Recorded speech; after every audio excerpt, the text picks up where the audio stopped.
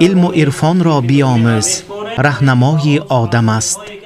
وی نگهدار از خطر، دائم برای آدم است.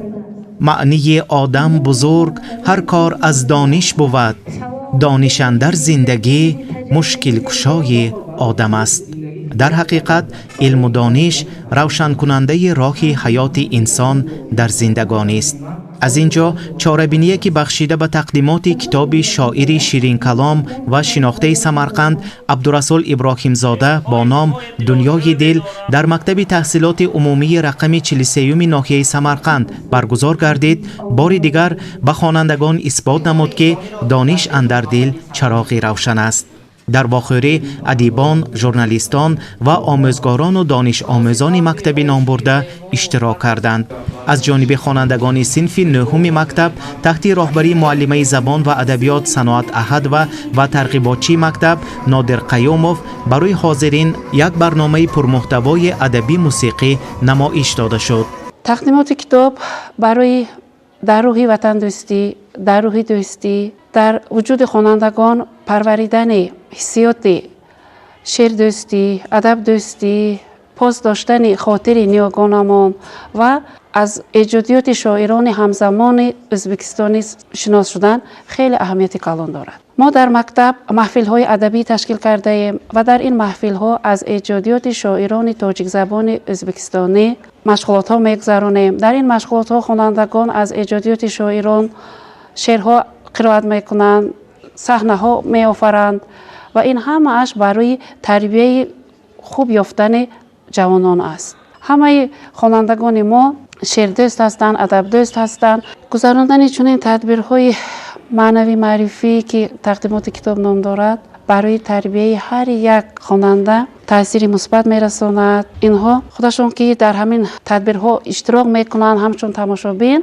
یکم در وجود آنها یک حسی آدمگری، نکوکاری، حس یک دوستی، خدمت کردن به وطن، برای شکل گرفتن خصلت‌های خوب انسانی همین تدبیرها یک زمینه می شود که آنها در آینده همین اون غذای معنوی که آنها امروز از مکتب، از همین درس‌ها، از تدبیرهای همه خیل گرفته ایستادن، یک عمر به آنها یک کمک میرساند، یک وظیفه زمینه را تشکیل میکند.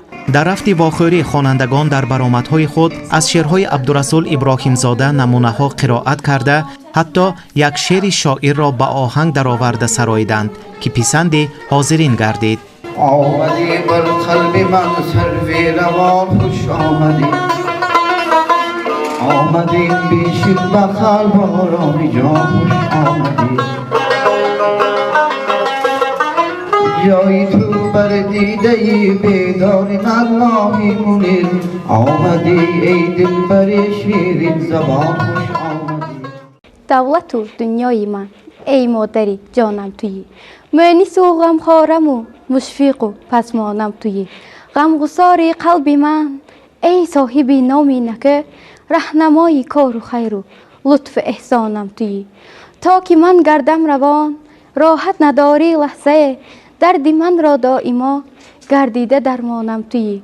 مادری جانی منی هم تا نداری در جهان، من چگویم بهترین از این و از آنم تویی.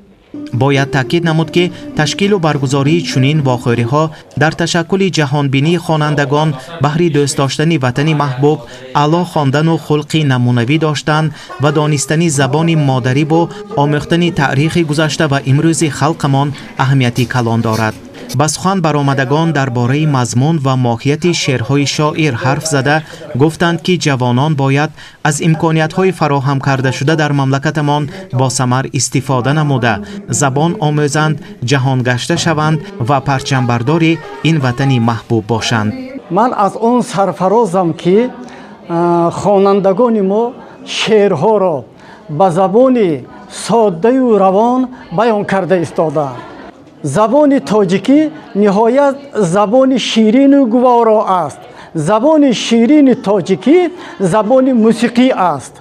ما باید این زبان را باز بسیارتر، مکملتر، پررتر خوانیم، از خود کنیم و این زبان را باز به درجه زبان عطر ده به زبان شاعران дараҷаи фирдавсӣ, дараҷаи сино, дараҷаи хайём, дараҷаи рӯдакӣ ва дараҷаи ҷомӣ бурда боварӣ мекунам аз инҳо ва умедвор ҳастам ки инҳо байрақи забони тоҷикиро боз баланд бардошта метавонанд. вақте ки мо ҷавон будем, шоирон нависандагонро танҳо ба китоб, яъне китоби адабиёт дида метавонистем. албатта бо шоири зинда, бо нависандаи зинда, бо олими зинда вохӯрӣ намудани хонандагон ба ҳаёти хонандагон аҳамияти хеле калон аст. бо онҳо рӯ ба рӯ истода мулоқот намудан ба хонандагон бисёр дараҷаи кайфияти аълоро оварда мерасонад.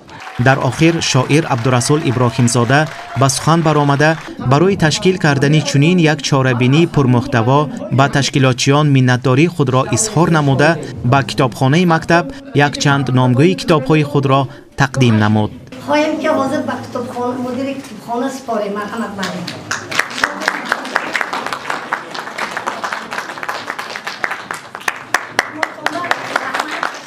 умед аст ки дар оянда аз байни ин хонандагони оқилу доно ва шеърдону суханпарвар низ чунин шоиру нависандагон мисли абдурасул иброҳимзода ба камол расида дар рушду нумӯи адабиёти муосири халқамон хизматҳои шоён мекунанд. навҷавон будам, ба нози гулрхон парвона буд.